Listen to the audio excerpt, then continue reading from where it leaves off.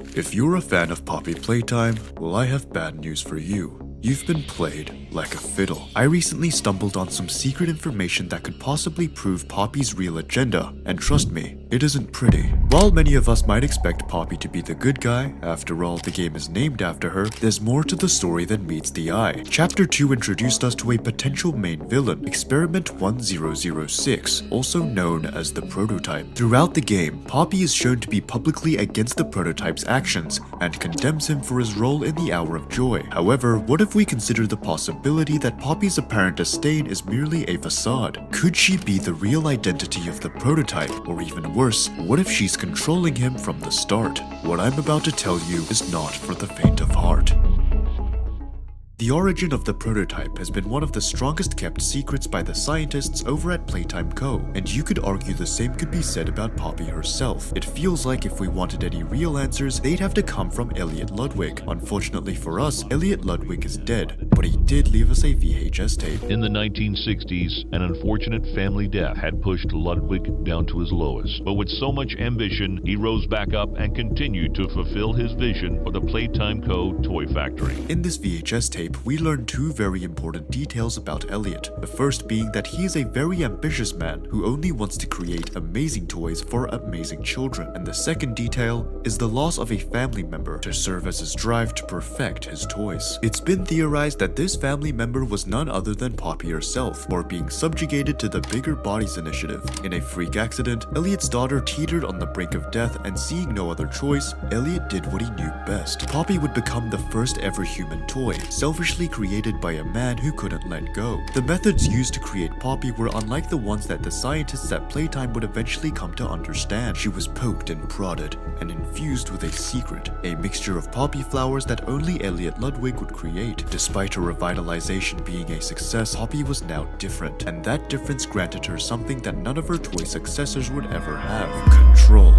Poppy being in control of herself and others has been apparent from the moment you meet her. I mean, just look at her. Her appearance is a stark contrast to the other toys we are introduced to. Our antagonists like Huggy Wuggy, Miss Delight, and Catnap all wear forced smiles despite them feeling anything but happiness. We've seen Poppy freely express herself, whether it's when she's angry, happy, or concerned when things don't go her way. If Poppy was created the same way as the other experiments, she would have had a fixed smile too, and definitely would have lost her mind by now. Despite her large differences with most of the Playtime toys, there is one in particular whom she shares frightening similarities with: the Prototype. The Prototype was an outlier among the toys, and was stated to never show signs of ravenous hunger. While the other toys took to eating one another, it appears as though Poppy was able to resist that temptation. Even after being locked in her case by Mommy Longlegs, Poppy never showed the player any signs of insatiable hunger. The idea of Poppy's ability to control becomes a lot more sinister and dark when you look at the bigger picture. How many times have you seen that image of the red poppy flower? How many times have you done what Poppy said just because she said so?